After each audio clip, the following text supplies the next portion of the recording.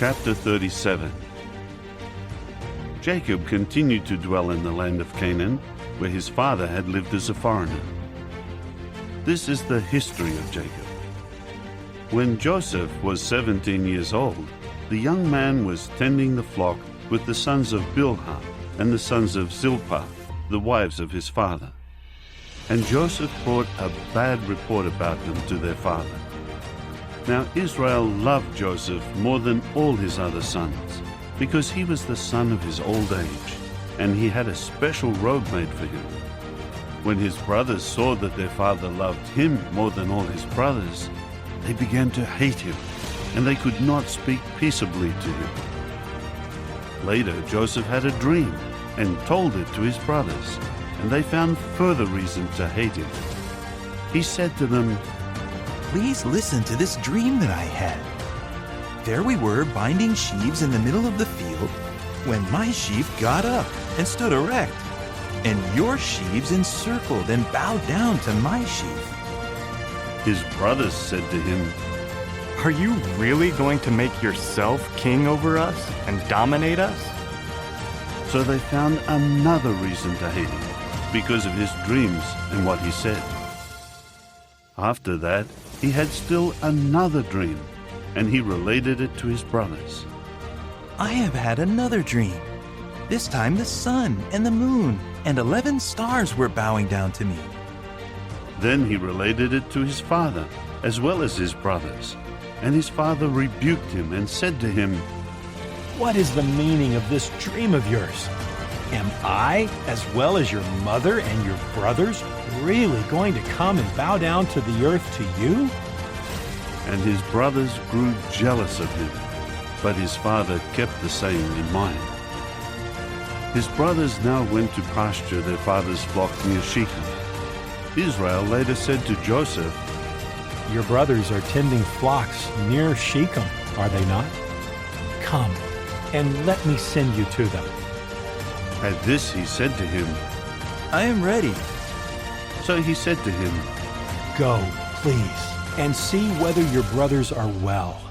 See how the flock is, and bring word back to me. With that, he sent him away from the valley of Hebron, and he went on toward Shechem. Later, a man found him as he was wandering in a field. The man asked him, What are you looking for? To this he said, "I am looking for my brothers. Please tell me, where are they tending flocks?" The man continued, They have pulled away from here, for I heard them saying, Let us go to Dothan. So Joseph went after his brothers and found them at Dothan.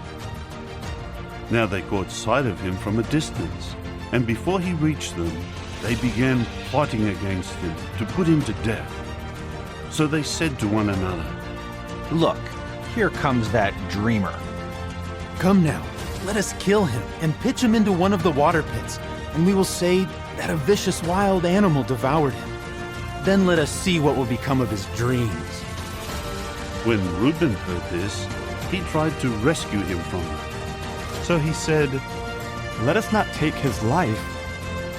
Reuben said to them, Do not shed blood.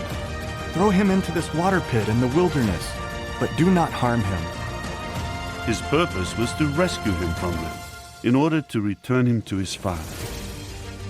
So as soon as Joseph came to his brothers, they stripped Joseph of his robe, the special robe that he wore, and they took him and threw him into the water pit. At the time the pit was empty. There was no water in it. Then they sat down to eat. When they looked up, there was a caravan of Ishmaelites coming from Gilead. Their camels were carrying labdanum gum, balsam, and resinous bark, and they were on their way down to Egypt. At this, Judah said to his brothers, What profit would there be if we killed our brother and covered over his blood? Come now, let us sell him to the Ishmaelites, and do not let our hand be upon him. After all, he is our brother, our flesh.